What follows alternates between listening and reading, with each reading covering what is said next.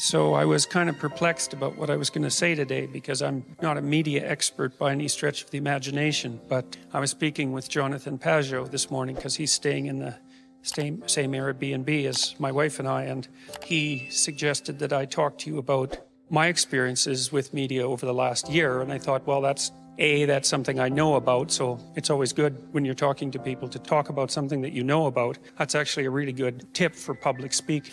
Well, it's really true. You have to remember that. You should know about 3 times as much about the topic as you need to talk about the topic. And then you have places you can go and, you can wander around a little bit and be a little spontaneous, so that's really useful. But then I also thought that makes sense because nobody knows anything about the situation with regards to the media now. And so we're all feeling our way because the technological transformations are so rapid and, they're going to come one after the other in the next 10 years. I don't think we can even imagine what's coming down the pipes. And we're all struggling to keep up. And, we don't even know how much of the current state of more radical political polarization is actually a secondary consequence of technological transformations that we don't understand. Because I was thinking today about Facebook and about Twitter and about YouTube and about the idea that people are in an echo chamber. And I'm not really sure that's the right metaphor. I think we might be in an amplifier rather than an echo chamber. I've thought for a long time that when I'm thinking about the effect of the individual, I read something that Solzhenitsyn said at one point, and I think he was citing an ancient Christian theologian who defined the universe as a place whose circumference was nowhere and whose center was everywhere. And I really like that idea. I think it's actually relatively true from a technical perspective, like from a physical perspective. But Solzhenitsyn pointed out that each of us was to be regarded as a center of the cosmos and that we have the power that's associated with that. And I've thought about that a lot because there's something about it it's either obviously true or it's true enough so that we all act it out when we interact with each other because we treat each other like conscious beings who have a destiny and who have choices and who make choices that are important and who make choices that can be good or bad or even good and evil. We all act like that, so we act that out.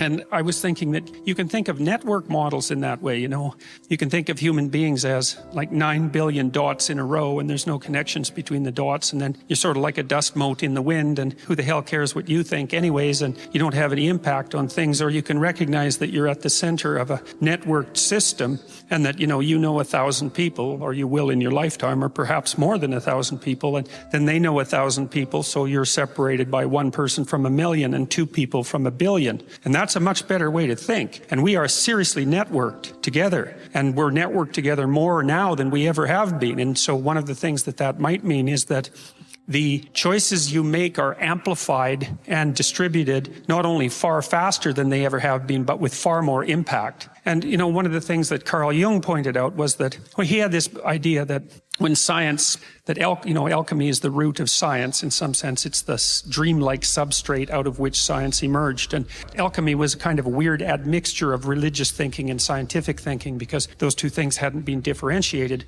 back when there were alchemists. And Jung believed that what had happened in Europe, at least first, was that the scientific end of alchemy blew up and expanded at an exponential rate. And that led to this advanced technological civilization that we have, but that the moral dimension that was embedded in the religious symbolism didn't develop at all. And so we're in this unstable situation where far more technologically proficient than we are wise, and that's actually a big problem because obviously the more powerful the tools you generate, the more intelligent ethically you better be, or things are going to go to hell in a handbasket very rapidly. And I had this thought, I think I shared it a little bit last night, that in the next 5 years, 6 years, we're going to develop pretty viciously intelligent AI systems, and that's already happening.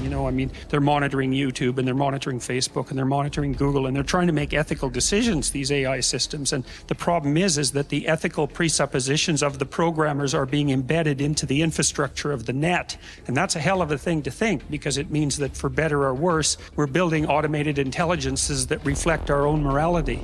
And we better be very careful about what our morality is if we're going to automate it, because automated systems are incredibly powerful. So that's where we're at least to some degree, in terms of the new technological transformations in communication technology. It puts each of us at the at the center of a wide web of connections and makes the consequences of our moral decisions much more immediately manifest to each of us. It kind of begs the question too, like, how should you behave on Facebook and how should you behave on Twitter? I think Twitter drives me a little bit crazy. I'm on it a fair bit. I'm not sure it's a good thing. And I tend to distribute things that are alarming, let's say, in some sense. Maybe they are alarming ideologically, they're disturbing.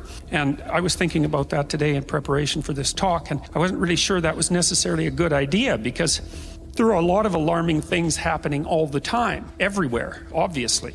And now we can share all of them, always, all the time. And so that means that instead of hearing about one alarming thing a day, you're hearing about like 500 alarming things a day. And so then what are you supposed to do about that? Does that indicate that there's a state of emergency? Well, you don't know, because you don't know how to calibrate the information. So I was thinking, well, maybe the right way to behave on Twitter is only to forward good things that are happening, because there's lots of good things that are happening. But I actually don't know the answer to that. I have no idea, and I don't think anybody else does either.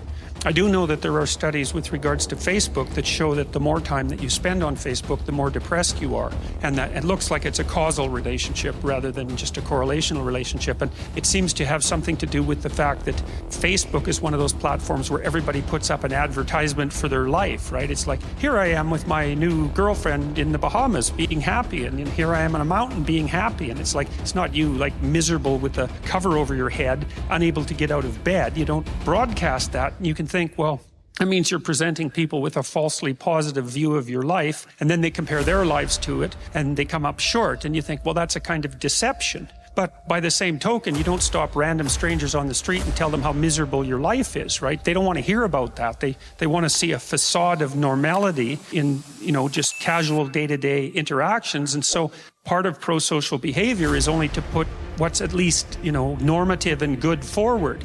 It doesn't matter. So I don't think that's necessarily deception, but the mass consequence of that is something that we don't understand at all.